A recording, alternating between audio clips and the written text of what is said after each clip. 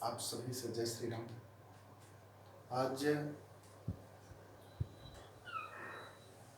श्री तुलसीदास जी महाराज की पावन जयंती है। आज इस अवसर पर ऐसे महापुरुष के चरणों में साष्टांग प्रणाम करते हुए, बार बार नमन करते हुए, आइए दो क्षण उनके चरणों में एक वाक्य पुष्पांजलि समर्पित करते हैं।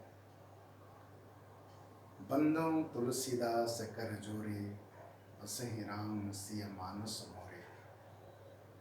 श्री तुलसीदास जी महाराज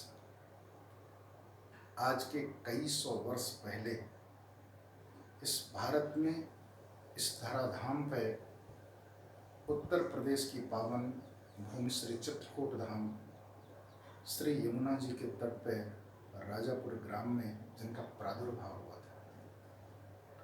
और इसी श्रावण मास में, जिस श्रावण मास की सप्तमी में आज हम सभी बैठे हैं, आज सभी हम अपने जीवन यात्रा को आगे बढ़ा रहे हैं। जिस सप्तमी में, श्रावण शुक्ला सप्तमी में हम आपसे चर्चा कर रहे हैं, आज के दिन ही आचार्य प्रवर, जगत के महान उद्धारक, सारे संसार के सभी प्राणियों के दुख का अंत करने के लिए ऐसे महापुरुष का अवतार श्री यमुना जी के पावन तट पर हुआ था। जिस काल में श्री तुलसीदास जी महाराज का प्रादुर्भाव हुआ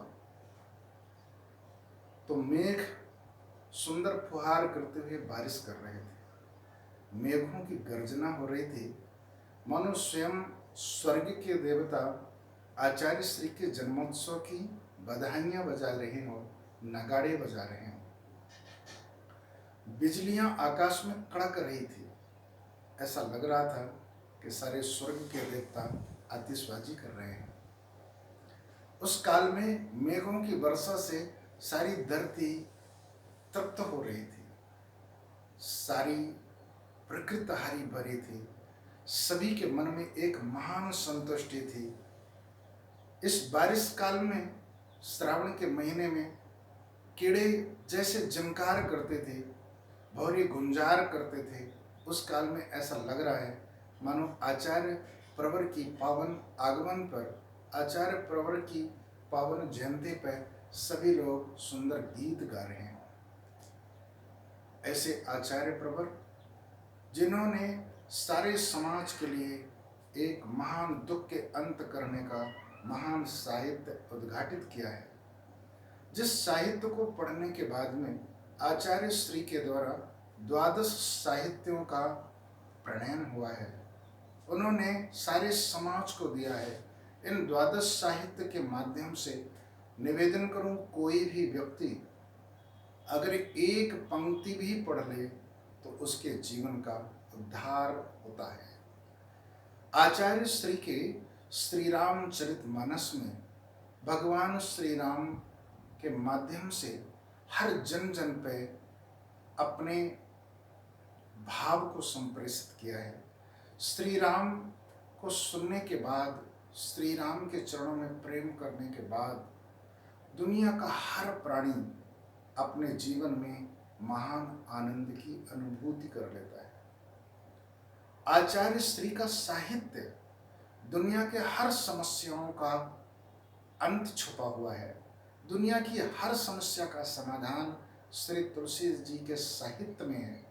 निवेदन करूं, जो श्री तुलसी साहित्य को पढ़ता नहीं है, जो सुनता नहीं है, निश्चित है वह कैसा भी प्राणी हो, कितने भी पैसे वाला हो, समस्त भोगों की सामग्रियों को इकट्ठा करने वाला हो, लेकिन वह भी दुखी होगा। असंख्य लोगों के रोजगार चलते हैं श्री तुलसी साहित्य से। असंख्य लोगों की जीविका का एकमात्र साधन है श्री तुलसी साहित्य। श्री रामचरितमानस तो ऐसा महान ग्रंथ है जिसको पढ़ने वाला अगर लौकिक सुख की आकांक्षा करता है तो उसे लौकिक सुख भी प्राप्त होते हैं। अगर कोई प्राणी पारमार्थिक आनंद की अनुभूति करना चाहता है, भगवान श्री सीताराम जी के चरणों का दर्शन करना चाहता है, भगवान श्री सीताराम जी के चरणों में प्रेम करना चाहता है तो उसके लिए भी एक अलौकिक सुख और आनंद की प्राप्ति होती है। आचार्य श्री ने उत्तरकांड में कहा है, जे सकाम नर सुनहि जे गावहि, सुख संपत्ति नाना विधि पावहि। यह श्री राम चरित्र, यह श्री राम का आदर्श अगर कोई भी प्राणी सकाम या निष्काम से श्रवण करेगा उसे अवश्य लाभ होगा। अगर कोई सकाम भाव से भी रामचरित्र को गाता है या इस साहित्य को पढ़ता है तो उसे भी सुख संपत्ति अनेक प्रकार से प्राप्त हो जाती है, इसमें कोई भी संदेह की स्थिति नहीं है। भगवान श्री राम ने स्वयं विनय पत्रिका में अपने हाथ से सही लिख करके दिया था। आचार्य श्री का यह ग्रंथ, आचार्य श्री के 12 ग्रंथ निवेदन करूं साधारण ग्रंथ नहीं है।